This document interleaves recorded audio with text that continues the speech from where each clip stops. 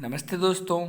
हमारे special session में आज हम बात करेंगे निर्माण आईएएस की जनवरी 2022 की करंट अफेयर्स की पत्रिका के करंट अफेयर्स, जो कि आपको मदद करेंगे यूपीएससी 2022, एचसीएस 2022, आगामी हरियाणा एग्जाम में एचएसएससी सीईटी में भी आपको ये करंट अफेयर्स मदद करेंगे। चलो स्टार्ट करते हैं आज का सेशन, निर्माण आईएएस पत्रिका की करंट अफेयर्स। सबसे पहले बात करते हैं वर्ल्ड माइग्रेशन रिपोर्ट 2022, जो कि चर्चा में है। वर्ल्ड माइग्रेशन रिपोर्ट 2022 के अनुसार साल 2020 में जलवायु परिवर्तन की वजह से आ रही प्राकृतिक आपदाओं के सबसे अधिक लोग विस्थापित हुए हैं। यानी वर्ल्ड माइग्रेशन रिपोर्ट 2022 जो आई है उसने बताया है कि साल 2020 में सबसे ज़्यादा लोग एक स्थान से दूसरी जगह विस्थापित हुए हैं, और वो भी जलवायु परिवर्तन की वजह से आ रही प्राकृतिक आपदाओं की वजह से, यानी नेचुरल डिजास्टर की वजह से। अगली न्यूज़, भारत जल प्रभाव शिखर सम्मेलन चर्चा में है। हाल ही में राष्ट्रीय स्वच्छ गंगा अभियान और सी गंगा ने हाइब्रिड माध्यम से छठे भारत जल प्रभाव शिखर सम्मेलन का आयोजन किया है। इस शिखर सम्मेलन का उद्घाटन 9 दिसंबर 2021 को जल शक्ति मंत्री द्वारा किया गया था। अगली news, she is a change maker कार्यक्रम।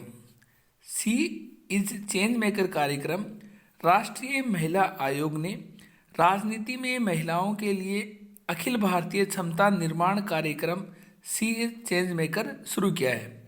एग्जामिनर आपसे पूछ सकता है सी इज ए चेंज मेकर कार्यक्रम का संबंध किससे है? आपका आंसर होगा राष्ट्रीय महिला आयोग से संबंधित है। सी इज ए चेंज मेकर।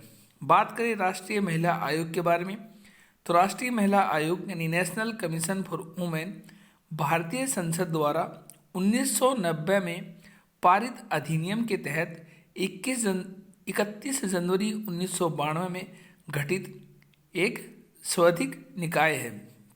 हम आपको बता दें, एग्जामिनर आपसे पूछेगा कि नेशनल यानी राष्ट्रीय महिला आयोग नेशनल कमीशन फॉर वुमेन का गठन कब हुआ था?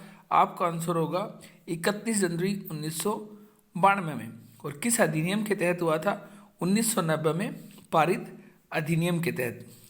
ये शिकायत व स्वतः संज्ञान के आधार पर महिलाओं के संवैधानिक हितों और उनके लिए कानूनी सुरक्षा उपायों को लागू करती है। यानी राष्ट्रीय महिला आयोग का उद्देश्य भारत में महिलाओं के अधिकारों का प्रतिनिधित्व करने के लिए और उनके मुद्दे और चिंताओं के लिए एक आवाज़ प्रदान करना है।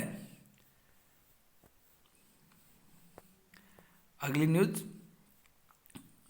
न्यूज है डिजिटल डिवाइडेड। हाल ही में एक अध्ययन में बताया गया है कि 62% यानी 62% पुरुषों की तुलना में दुनिया की केवल 57% महिलाएं ही इंटरनेट का इस्तेमाल कर रही हैं। ये हाल ही में बताया गया है एक अध्ययन में डिजिटल डिवाइडेड में। अगली न्यूज है केन बेतवा लिंक परियोजना, जो कि हाल ही में चर्चा में है। हाल ही में मंत्रिमंडल ने यानी केंद्रीय मंत्रिमंडल ने केन बेतवा नदियों को आपस में जोड़ने की परियोजना को मंजूरी दे दी। प्रधानमंत्री की अध्यक्षता में केंद्रीय मंत्रिमंडल ने केन बेतवा नदी को आपस में जोड़ने की परियोजना के लिए वित्त पोषण तथा क्रियान्वयन को मंजूरी दे दी है, इसलिए ये हाल ही में चर्चा में है। ये परियोजना भारत में नदियों को आपस में जोड़ने की अन्य परियोजनाओं का भी मार्ग प्रशस्त करेगी और विश्व के सामने हमारी बुद्धिमत्ता और दृष्टिकोण का भी परिचय देगी। केन बेतवा लिंक परियोजना। बात करें 22 मार्च 2021 को देश में नदियों को आपस में जोड़ने की पहली प्रमुख केंद्रीय परियोजना को क्रियान्वयन करने के लिए केंद्रीय जल शक्ति मंत्री तथा मध्य प्रदेश और उत्तर प्रदेश के मुख्यमंत्रियों के बीच एक ऐतिहासिक समझौता पर हस्ताक्षर हुए थे। ये समझौता अटल बिहारी वाजपेयी के उस विजन को क्रियान्वित करने के अंतर्राज्यीय सहयोग का सूत्रपात है, जिस विजन के तहत नदियों को आपस में जोड़कर पानी को एक स्थान से दूसरे स्थान पर ले जाने का विचार है, जहां प्राय सूखा पड़ता है। जिन क्षेत्रों में पानी की भारी कमी है उनमें मदद करेगा नदी जोड़ो ये परियोजना। अगली न्यूज़ है संपन्न परियोजना। भारत सरकार द्वारा शुरू की गई संपन्न परियोजना के माध्यम से 1 लाख से अधिक लोगों को सीधे उनके बैंक खातों में पेंशन मिल रही है। यानी जो संपन्न परियोजना है वो है पेंशन से संबंधित, जो कि एक भारत सरकार की योजना है। हम आपको बता दें, संपन्न पेंशन के लेखा और प्रबंधन के लिए प्रणाली है भारत सरकार की महत्वाकांक्षी परियोजना, जिसे संचार लेखा महानियंत्रक दूरसंचार विभाग संचार मंत्रालय द्वारा कार्यान्वित किया जा रहा है। इस परियोजना को 29 दिसंबर 2018 को प्रधानमंत्री द्वारा राष्ट्र को समर्पित की गई थी। कब की गई थी? 29 दिसंबर 2018 को। संपन्न परियोजना का संबंध है पेंशन से। आगे हाल ही में चर्चा में है सरयू नहर राष्ट्रीय परियोजना। हाल ही में प्रधानमंत्री ने 11 दिसंबर को उत्तर प्रदेश के बलरामपुर में जिले में 9,802 करोड़ रुपए की सरयू नहर राष्ट्रीय परियोजना का उद्घाटन किया। एग्जामिनर आपसे पूछ सकता है, सरयू नहर राष्ट्रीय परियोजना का उद्घाटन कब किया, कहाँ किया, किसने किया? 11 दिसंबर को किया, उत्तर प्रदेश में किया और भारत के प्रधानमंत्री ने किया।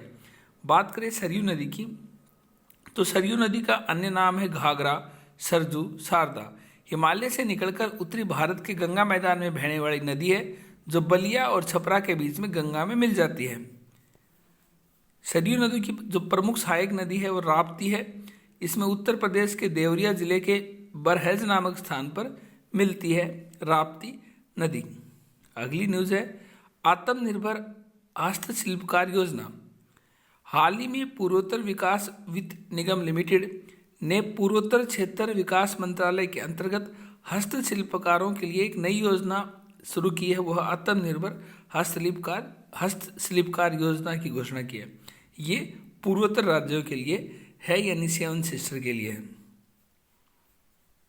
बात करते हैं हाल ही में चर्चा में क्यों है राष्ट्रीय मानव अधिकार आयोग। हाल ही में राष्ट्रीय मानव अधिकार आयोग ने केंद्र सरकार और राज्य और केंद्र शासित देशों को बंधुआ मजदूरी पर नए परामर्श जारी किए हैं, इसलिए है चर्चा में। बात करें राष्ट्रीय मानव अधिकार आयोग के बारे में, यानी नेशनल ह्यूमन राइट कमीशन के बारे में। यह एक स्वतंत्र वैधानिक संस्था है, यानी कि एग्जामिनर आपसे पूछ सकता है नेशनल ह्यूमन राइट कमीशन एक कॉन्स्टिट्यूशनल बॉडी है? नहीं, ये एक वैधानिक संस्था है जिसकी स्थापना मानव अधिकार संरक्षण अधिनियम 1993 के प्रावधानों के तहत 12 अक्टूबर 1993 को की गई थी। बात करें मानव अधिकार के आयोग की, तो मानव अधिकार का आयोग मुख्यालय नई दिल्ली में स्थित है।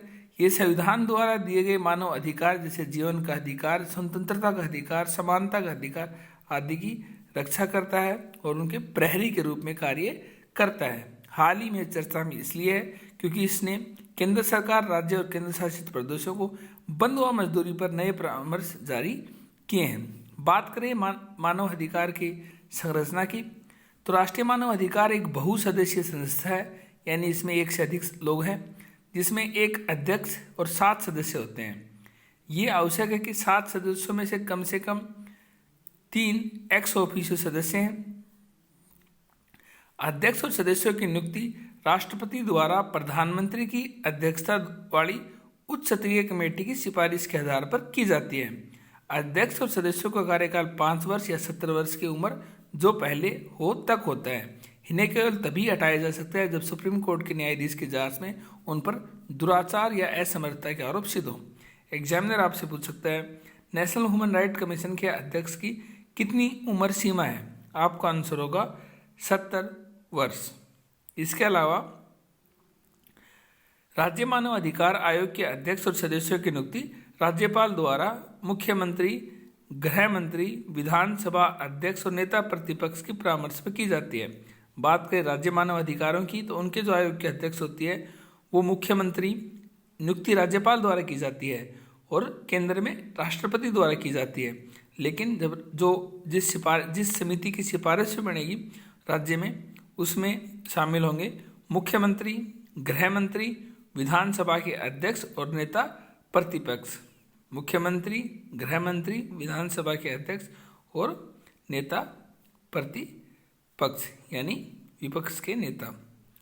बात करते हैं हाल ही में चर्चा में पोषक आहार। हाल ही में खाद्य व कृषि संगठन और यूनिसेफ द्वारा जारी रिपोर्ट में बताया गया है कि पोषक आहार भारत सहित एशिया प्रांत क्षेत्र में रहने वाले 180 करोड़ लोगों को पहुंच से बाहर है। यानी इस रिपोर्ट में बताया है खाद्य व कृषि संगठन और